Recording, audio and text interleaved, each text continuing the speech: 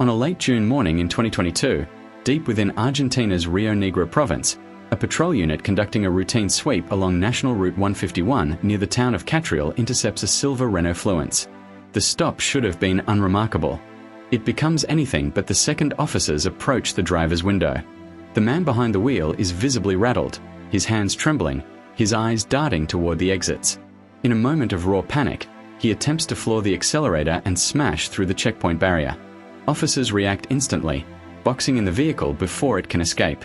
When the trunk is finally forced open, what greets them ends any pretense of a normal traffic violation. Men's clothing, soaked through with blood that hasn't yet dried. The driver is cuffed on the spot and hauled to a nearby detention center, leaving investigators with far more questions than answers.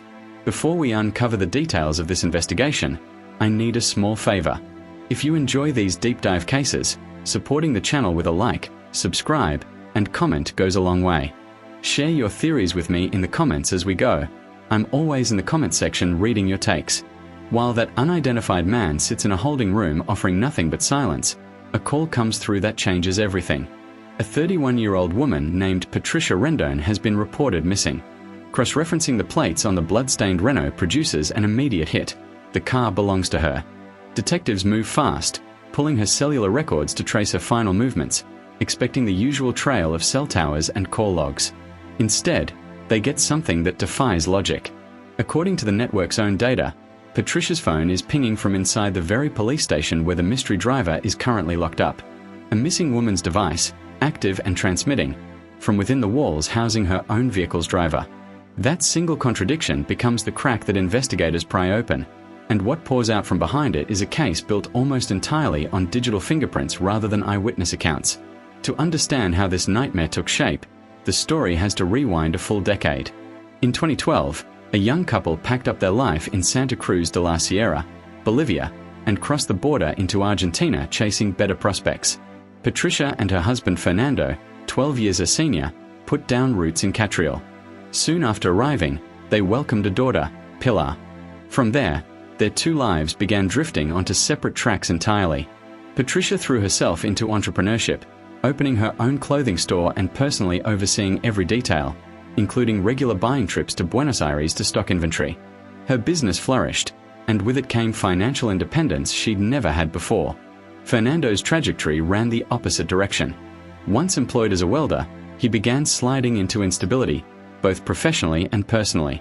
Case files describe a growing dependency on alcohol and illicit substances that cost him steady employment and eroded any semblance of routine.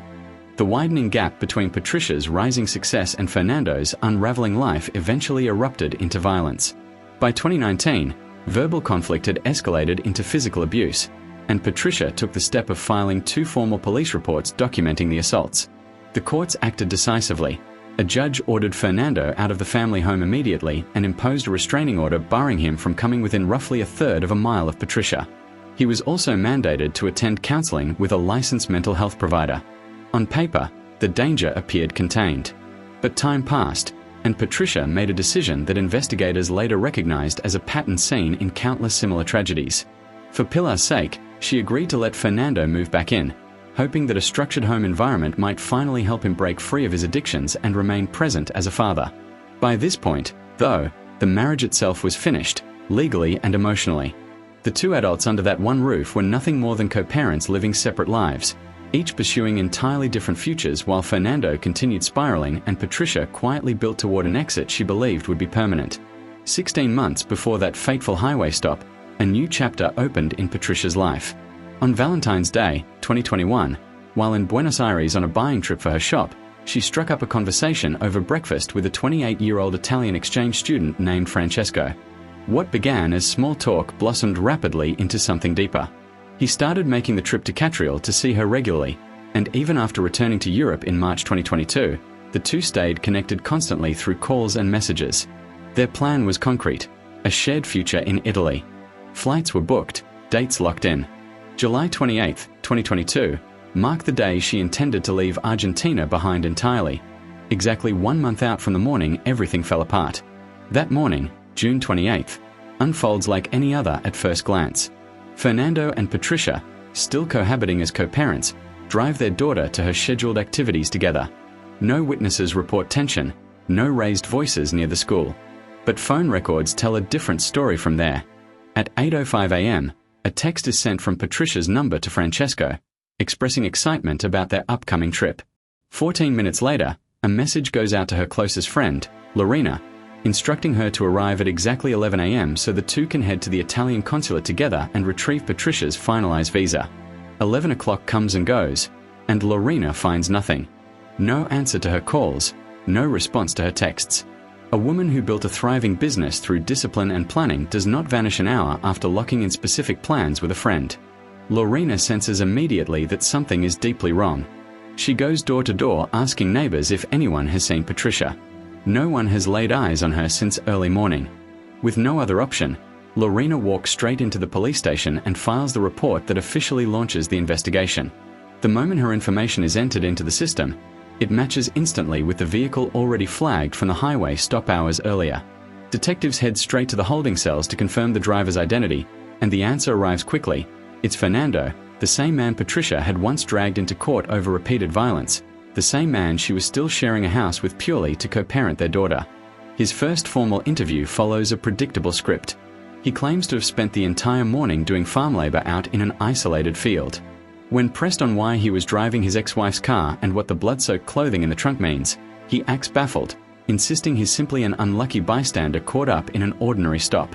What strikes investigators most is his composure. No panic, no request for a lawyer, just calm, controlled denial through the entire exchange. While he waits to be formally booked, word of Patricia's disappearance reaches her sister Ninoska in Bolivia through Lorena. Ninoska immediately floods Fernando's phone with frantic messages demanding answers. Crucially, at this stage, Fernando still has his personal cell phone in his possession, since he hasn't yet been fully processed. Rather than ignore her, he responds with voice recordings, his tone eerily steady, showing zero signs of distress. He tells her he'd just gotten off work, got pulled over during a routine check, and has no idea where Patricia could be, even promising to help search for her once released. What he doesn't realize is that, at that exact moment, technical investigators are already reconstructing the entire morning using nothing but cellular tower pings. The results obliterate his alibi.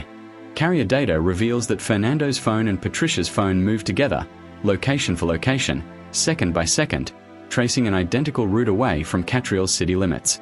The two devices stayed in constant physical proximity throughout the morning, contradicting his claim of solitary farm work entirely. Digging further, analysts spot something even more telling. Fernando's personal phone goes dark, disconnecting from the network at precisely 10 p.m., the exact moment he was processed and stripped of his belongings before being moved to a holding cell. Patricia's phone, however, keeps pinging towers, actively searching for signal all the way until roughly 4 p.m. the next day. And that's when the earlier paradox resolves itself. Her phone's last known location traces directly to the lower detention level of the police station itself. The explanation turns out to be a catastrophic intake failure. Fernando handed over his own device during processing, but Patricia's phone had been hidden against his body and slipped past inspection completely undetected. Once officers grasp what's happened, they rush down to the holding cell for an immediate search. The instant Fernando realizes the concealed phone has been located, he turns combative, wrestling with officers before yanking the device out, hurling it to the floor, and stomping it repeatedly in a frantic bid to destroy it before anyone can extract its contents.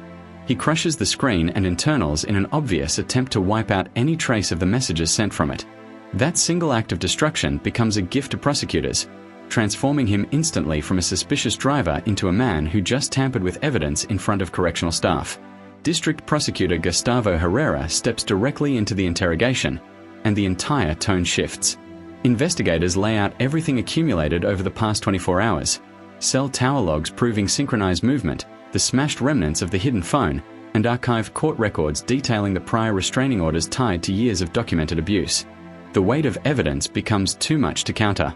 His story about working alone in a field collapses entirely. Fernando finally cracks, delivering a full confession, and even agrees to physically lead investigators to Patricia's location. Late on the night of June 30th, a convoy of police vehicles departs the station, Fernando riding under heavy guard, calling out directions from the back seat.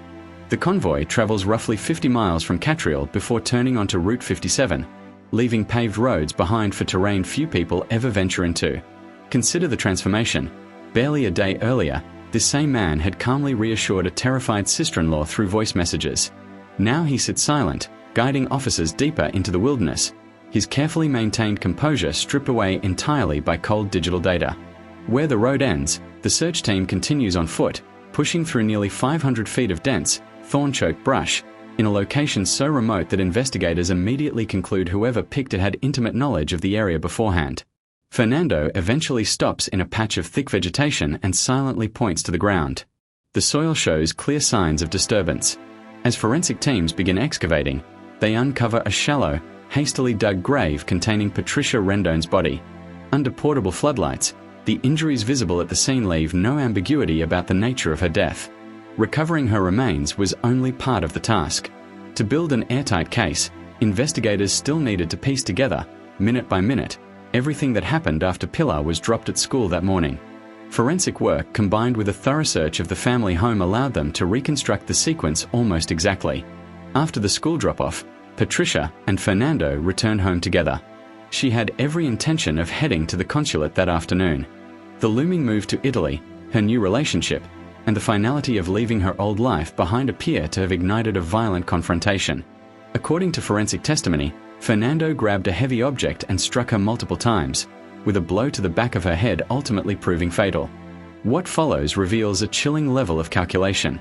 Rather than panicking or seeking help after killing the mother of his child, Fernando walked calmly into the kitchen, retrieved a roll of plastic wrap, and methodically bound Patricia's head, a move investigators believe was designed to minimize forensic transfer and biological evidence inside the vehicle he'd used to move her body.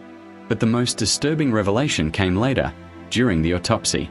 Investigators had initially assumed the 8 a.m. messages sent that morning came from Patricia herself.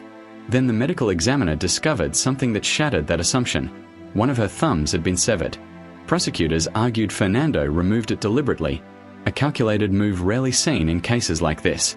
The motive traced directly back to her phone's fingerprint lock. Investigators believe he used her severed thumb to unlock the device, access her messaging apps, and send texts that appeared to come from her, buying himself precious hours before anyone suspected foul play, delaying alarm from friends and family just long enough to cover his tracks. Once those digital deceptions were complete, he loaded her body into the vehicle and, in a chilling display of normalcy, went to pick Pilar up from school alongside another acquaintance, carrying on as though nothing had happened while fully aware of what he'd just done. Once Fernando understood that his confession combined with the recovery of Patricia's body all but guaranteed the harshest possible sentence, he pivoted his entire defense strategy.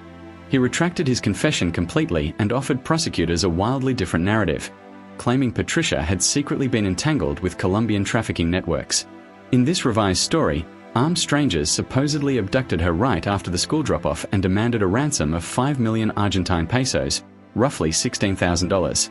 He claimed he could only scrape together a fifth of that sum, delivered it to a designated location, and watched helplessly as the furious kidnappers killed her, stuffed her body in his trunk, and forced him at gunpoint to dispose of the evidence, supposedly explaining his panicked behavior at the checkpoint.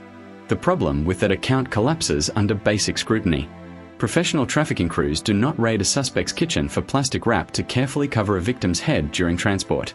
Hardened criminals do not amputate a finger to unlock a smartphone and then thoughtfully text a friend to cancel plans while impersonating the victim. If anything, this last-minute fabrication only deepened the jury's perception of a man scrambling to dodge accountability, revealing an utter absence of remorse. The trial reached its conclusion in September 2023. After weighing the cellular evidence, highway surveillance footage, forensic testimony, and the thoroughly discredited kidnapping narrative, the jury delivered a unanimous verdict. Fernando was found guilty and handed the maximum sentence available, life in prison without any possibility of parole. Yet in many respects, this case's true final chapter had already been written days earlier. On July 6, 2022, Patricia's body was flown back to her hometown of Santa Cruz de la Sierra, Bolivia, allowing her family to finally lay her to rest. The most devastating fallout from this crime fell on Pilar. In a single morning, she lost her mother permanently while her father secured a life sentence behind bars. Following the legal proceedings, family court officials and social services arranged for her safe relocation to Bolivia, where her aunt Ninosca stepped in to raise her. What this case ultimately exposes is a grim and recurring truth. Protective orders, however legally binding, often exist as little more than words on paper when someone is determined enough to disregard them. Courts can draw boundaries and threaten consequences, but no document alone can physically stop a person intent on crossing that line. It's a pattern investigators see again and again in cases that end this way, raising uncomfortable but necessary questions about how these protections are enforced and whether more intervention could occur before tragedy strikes.